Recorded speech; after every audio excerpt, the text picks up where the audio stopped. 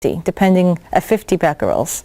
We're all different, we're made up different, so there's no definitive level that this is your safe level. The 200 is based on statistics. So statistically at 200, I forget what the percentage of people that will, there is a certain percentage though, at less than 200 that will still develop lung cancer from that radon exposure. But it's significantly reduced to 200 and below.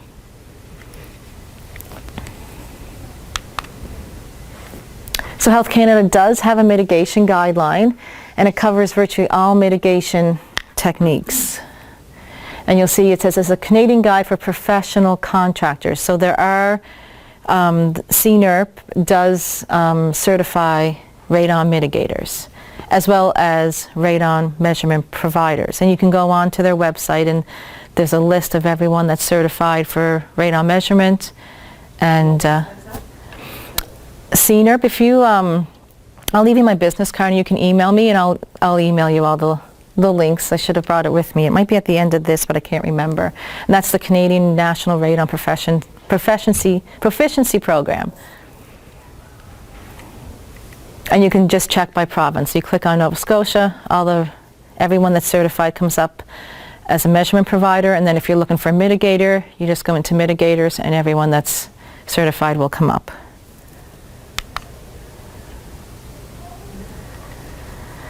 So how do we mitigate it? So we did our test long term and we found out we have radon, so now what do we do? So the most common is active soil depressurization systems. And there's different ways of doing that as well, through sub-slab, drain tile, sumps, the baseboard drainage, concrete block walls, and sub-membrane. The two most common ones out of these are sub-slab depressurization and sub-membrane depressurization. We'll look at those a bit more. So the sub-slab depressurization, basically what you do is you're creating a suction through a pit that is made in the concrete slab of the building. So right here, they would just drill a hole, they excavate it out a bit underneath, put in PVC piping and attach a radon fan and exhaust it outdoors. So now we've made the path of least resistance through this system, because that fan is suctioning it up, creating the negative pressure there, and we exhaust it outdoors. And this is the most common mitigation technique that is out there. The other common one is if we have a crawl space, then we have to look at sub-membrane. So basically you run a bunch of PVC pipes, and they'll perforate like little holes in the pipes, and then you put the poly sheeting over it, and it has to go up the wall so high, and it's all sealed. And then we connect the radon fan to one of these pipes and then exhaust it outside that way. Well, it depends on the size of the building or the house, but they typically run around $3,000.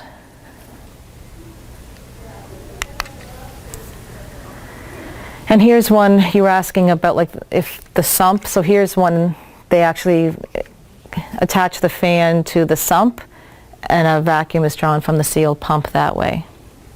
So it doesn't have the big round thingy on it like radon, like the one that goes in the hole? The other one had the pipe with the big round. With the fan, this fan could be up in the attic. You're just not seeing it.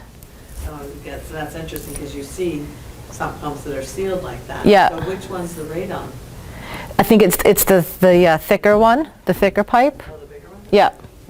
And then you'll see too, it's hard to see in this picture, but there's like a little pressure gauge there too that's monitored, so you know that your radon system's working. There'll be a closer up view of that in a little bit. And how often do you recommend testing after you've installed the system? I think it's Health Canada recommends every 5 years. But that little pressure monitor or that radon monitor that you were talking about, those are other tools that you can use to make sure that it's working. And would that be the same if you didn't have a system? Like if you tested and you work over 200, would you retest in 5 years? They don't mention that, but you should probably test every so often, because as your house ages, the foundation condition could change. So there's different things that could come into play. So it's not a bad idea to test every so often.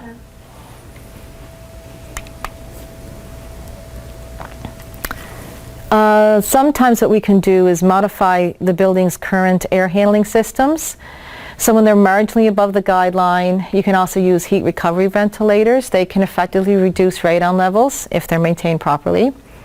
And pressurization of buildings with HVAC systems, such as in schools and office buildings, can also inhibit radon entry, because that's what we want to eliminate, is the radon getting in. But you must make sure your HVAC systems are balanced to avoid areas under negative pressure. So here's one. We also have continuous radon monitors, and these are good for follow-up short-term sampling, which we'll talk a little bit about. So you can place this in a room. It's really easy. You turn it on and you let it sit, and every hour it'll record the radon concentration. And then we just download it for analysis. When you download it, this is what you get. So this was a building where they do have an HVAC system, and it runs typically from like 8 o'clock in the morning to 5 o'clock at night. So you can see 8 o'clock's around here. So you can see during the nights you get a really high concentration of radon when the system is off. Once it kicks in, you get that sharp decline. The red line is the 200 guideline. So during the day, when the people are in the building and the ventilation system is on, the radon levels are really low. So no one's being overexposed. As soon as it comes... To work at 10:30. Yes. But that little bit before shouldn't play a big role. And the other thing you could do is, well, let's turn it on an hour earlier, so you can play with it that way to get the radon levels where you want. When they're really high, the little radon bits, I know they dissipate, but I mean, they must just go right away? Would they There is stuff that could be, but if it's on your desk, like, it's not going to go through our skin. It has to be airborne to cause the damage that we're concerned with. There is other studies about how long will something on the wall that's settled out, and then that can become airborne.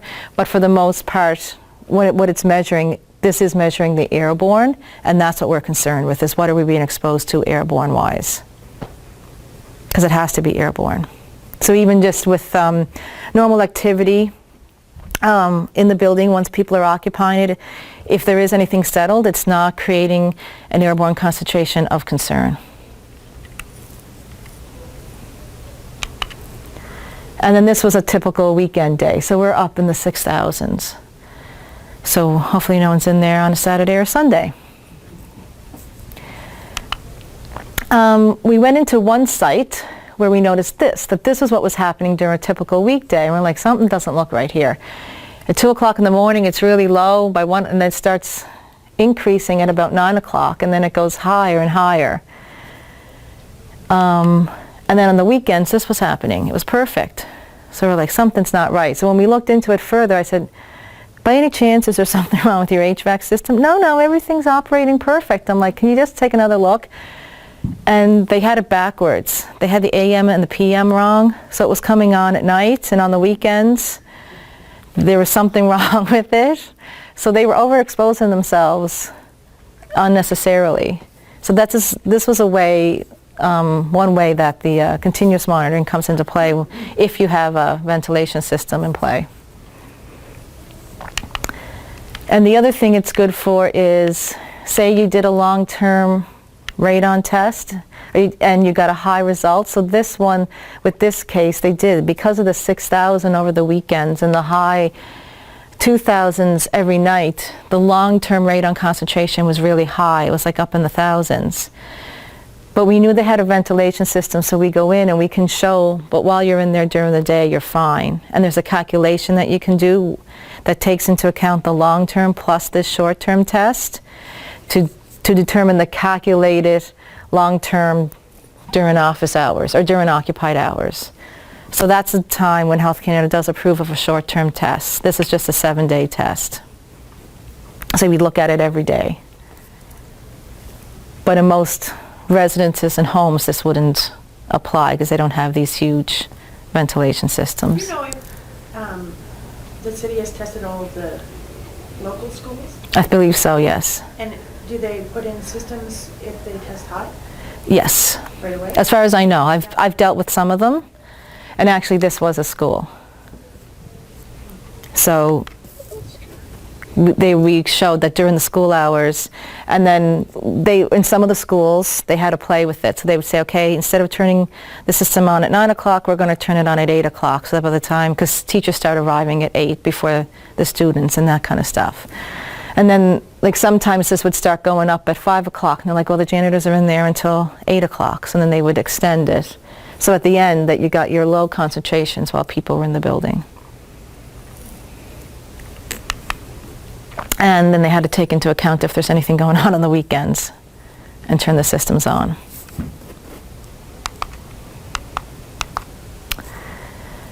So Health Canada recommends that remedial measures be taken in a dwelling whenever the average annual radon concentration in the normal occupancy area exceeds 200. The higher the radon concentration, the sooner remedial measures should be taken, which was that up to 2 years, depending on your results. When it is taken, the radon level should be reduced to as low as practical, reducing as much as possible using methods that are cost effective. They don't want people spending a fortune to try to reduce the levels. And if you're building a new building, you should employ techniques that will minimize radon entry and will facilitate post-construction radon removal should this subsequently prove necessary, because you can't determine if a new building is going to need it until after it's up and all the systems are running and everything's closed up. Now, on those new buildings, I've seen the hole that they leave for that, Yeah, but it's under a stair or whatever. yeah, they don't, That's a requirement, they have to have it, but you can't necessarily hook anything up to it because there's no way to vent it outside. exactly, you would have to put in another hole because they have it in such a weird spot. Yeah, so you have found that Yeah. they're doing it just to meet the guidelines. Exactly, they're doing the minimum, but technically what they should be doing is putting that piping that we're routing to exhaust either through the attic or through the side. If you had the piping already within the wall cavities, it's so much easier. Then all you have to do is install your fan in the attic at the end and put it through the roof instead of, if you have this new home and now you have to start drywalling in and figuring out routes, and it's... So really, they're just doing it to meet guidelines, whereas so you're still going to have to spend the money to go drill a hole somewhere else to put Yeah, it in the system. yeah. It's not really, I've seen them. They're not thinking about the installation of the system afterwards. They're just thinking, oh, where's this not going to be the least annoying to the new homeowners? But it'll be annoying when if they have to install one. So usually it should be just basically what they call them is just a passive system. Sometimes they'll do that too. They'll even have it exhausted through the roof, but with no fan. So at least it's creating like just a natural drive through the pipes. And then if after they do the test it's not low enough, then you can go back and install a fan. So there's different ways of doing it that way too for new homes. And I can't remember, I've seen them in homes, but are they labeled radon systems? Yes, everything has to be labeled. And you would have, I thought I had a picture of a closer one, but it must be another presentation. There's like little, they're called U-tube manometers, so they're just like little filled glass or plastic tubes that show the pressure and the contractor will mark it. And if you don't want the water levels to be even in both tubes, they should be offset. That shows that you're getting a pressure through your fan and that it's working. And the fans, I think, they'll last about 10 years or so, and they're about like $400 or $500. So very similar to like a bathroom exhaust fan is the way that they work. Any other questions before we go on? So the primary focus of radon mitigation is to reduce the radon entry. We want to reverse the air pressure relationship between the indoors and the source, reducing the concentration in the soil adjacent to the indoors. And a secondary focus would be to reduce radon concentration after entry by diluting with outside air through ventilation. So that's a common one if you have the mechanical system already in place, because those systems are quite more costly than a $3,000 radon mitigation system. So that's why it's secondary, just because of the cost. So once your radon mitigation is completed, you're going to want to conduct follow-up testing to ensure the radon concentration has decreased. This is where Health Canada does say you can do a short-term test. So you want to know right away. You don't want to wait 3 months and the contractor's off. Maybe you don't even know how to find them at that point. But if you do the short-term test right away and it's still high, you can get them back in within a week to say, look, there's still something going on. Can you take another look at the system, make sure everything's running right? But then you will follow up with a long-term test as well. And you're going to want to do the sampling in the same location and with the same sampling device as previous samples.